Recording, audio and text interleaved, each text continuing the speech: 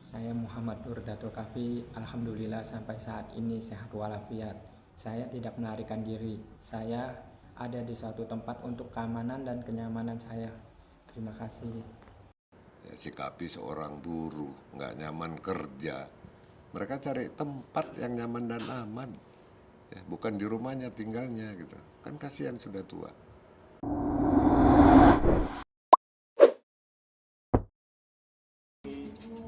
Ini salah satu unjuk rasa pada malam hari di kediamannya, ya kan? Intimidasinya ya Pak, seperti itu. Iya dong, namanya orang tua, ya kan? Kalau unjuk rasa ya ke lapangan boleh, ke kantor boleh, ke rumah pejabat mungkin. Tapi kalau ke rumah warga yang notabene begitu, masa unjuk rasa gitu. Itu perwakilan dari apa Pak yang Saya nggak tahu. mengatasnamakan apa? Bahkan Pak Kapi juga nggak kenal. Yang jelas katanya ini bukan warga saya, Bukan warga juga. bukan warga. Berarti warga pendatang, ya nggak tahu. Saya sebagai kuasa hukum Pak Abdul Pasren dan Muhammad Kafi ya, sudah mengatakan dan PRT sama Kafi juga sudah menjelaskan mereka tidak hilang, mereka tidak melarikan diri, tapi mereka adalah di salah satu tempat yang mereka katakan lebih aman dan lebih nyaman. Terakhir saya rasa muncul itu tanggal 1 Juli itu. Ya, mereka muncul dan sudah diwawancari oleh wartawan. Beberapa kali ketemu ya, mungkin momen ya, tatkala dia sudah hatinya sudah pegal, sudah nggak kuat ya, di netizenin, dibullying, ya, diunjuk rasain ke rumahnya, macam-macam. Jam 11 malam ada motor lewat ke sana, lewat ke sini. Ya mungkin ya kesabarannya udah habis. Saya bilang muncul aja nggak apa-apa, katakan yang sebenarnya. Yang Bapak RT sama Kapi melihat, mendengar, ya kan, tahu persis, sampaikan aja. Ya. Dia menyatakan 27 Agustus 2016 malam minggu mengatakan tidak ada yang tidur di rumahnya. Ya. Lah kok orang lain memaksakan ada, ya kan? Kunci ada di Pak RT, Pak Kapi, kunci rumah itu. Orang lain bilang waktu tidur di situ anaknya Kapi yang buka pintu, kan aneh-aneh aja. Rumahnya kotor, mungkin berdebu, ya.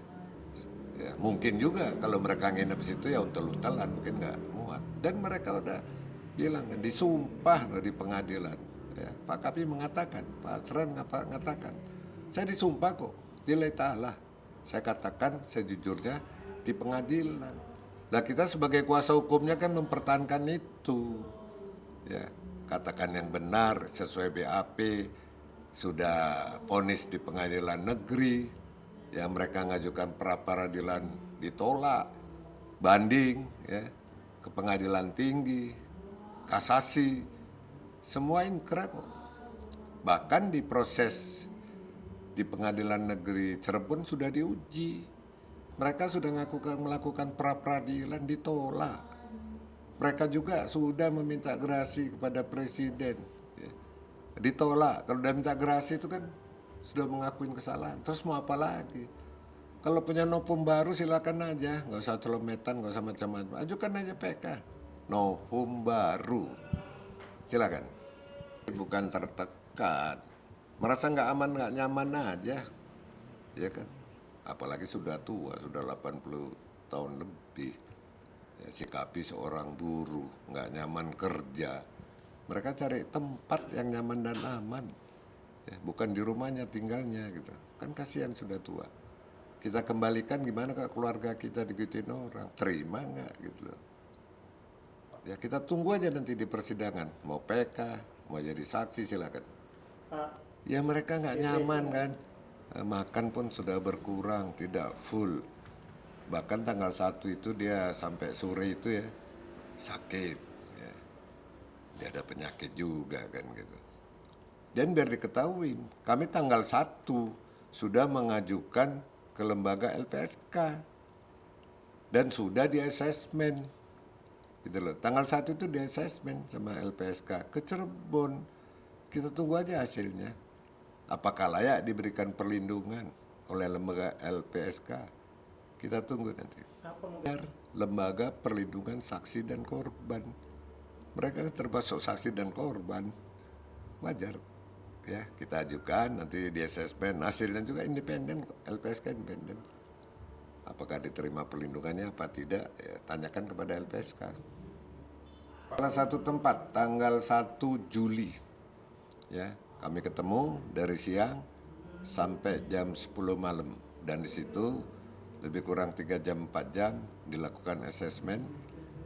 Ya, udah selesai malam itu, dan pulang kami antar juga karena udah malam, nggak mungkin dia naik motor kan.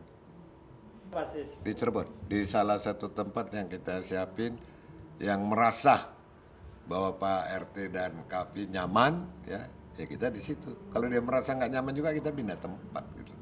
Nanti semua konsekuensinya perbuatan hukum itu tentu ada efek dominonya hukum juga. Ya kita nunggu aja. Apa yang merugikan klien kami, kita lihat.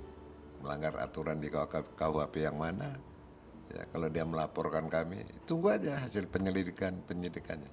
Tatkala laporan itu tidak terbukti, ya, SP2 lead-nya oleh Serse, ya kami akan mengambil langkah hukum. Itu babak selanjutnya. Oke, Pak. Saya rasa kaitannya dengan kasus nggak ada kan. Masalahnya kan hanya orang mengatakan tidur di rumah Pak Sren, di rumah Pak Kavi. Dia bilang enggak kok. Kaitannya apa dengan kasus? Dia nggak tahu. Ada kasus nggak tahu. Ada keributan nggak tahu. Di rumah udah dijawab semua. Ya kan? Apakah salah satu bagian itu unsur, ya kan, sehingga diponis? Kita lihat aja. Kan ada PK. Kita tunggu. Berbohong bagaimana? Di tingkat PN sudah disumpah, di tingkat PT, di tingkat kasasi, ya kan, sudah diuji pra-peradilan, ya di Pengadilan Negeri Cirebon sudah kasasi, apalagi, ya masa iya di tingkat penyidikan, di tingkat pengadilan negeri, di tingkat pengadilan tinggi, di kasasi Mahkamah Agung nggak benar, palsu, ya kan, nggak mungkin lah semua institusi begitu. Soal keterangannya Kang Deddy, Pak, yang katanya nanti akan memobilisasi saksi-saksi yang memberatkan Pak Astren, itu seperti apa, Pak? Jadi gini loh, yang dikatakan saksi itu apa sih? Yang melihat, mendengar, ya, yang ada di TKV. Jangan saya jadi saksi, saya mendengar keterangan dari A, B, C, D, E, F, saya rangkum, saya jadi saksi. Apa kapasitasnya? Terus saya akan mengkonstruksikan lagi kejadian tanggal 27 Juli 2016 itu sekarang. Lo kok bisa merekonstruksi? Saya tanya sekarang, yang cerita itu waktu itu kemana, di mana? Tahu ngalamin, hanya berdasarkan cerita orang. Ya silakan ya konstruksikan. Ya, Mahkamah Agung kan punya aturan sendiri. Apakah itu saksi itu bisa diangkat ke PK? Oh silakan aja. Itu domainnya daripada Mahkamah Agung.